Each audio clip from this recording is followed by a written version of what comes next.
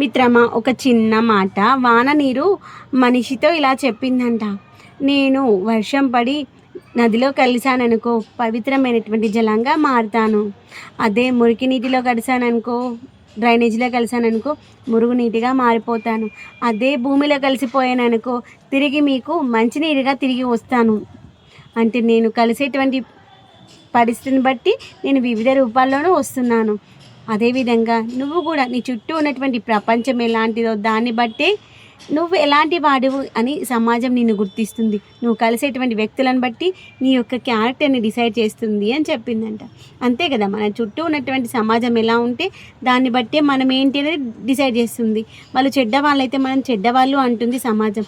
కానీ వాడు మంచివాడైతే నిన్ను మంచివాడు అంటుందా అనకపోవచ్చు, తెలియదు. కానీ నువ్వు వాడు చెడ్డవాడైతే నిన్ను చెడ్డవాడిగానే చూస్తుంది సమాజం. గుర్తుపెట్టుకో. అందుకే పెద్దలు అంటూ ఉంటారు కదా, స్నేహం చేసేటప్పుడు మంచివాడికి ₹1 ఇచ్చి తీసుకో, చెడువాడి స్నేహం 4 పైసలు ఇచ్చేసి వదిలేసుకో అని చెప్తారు.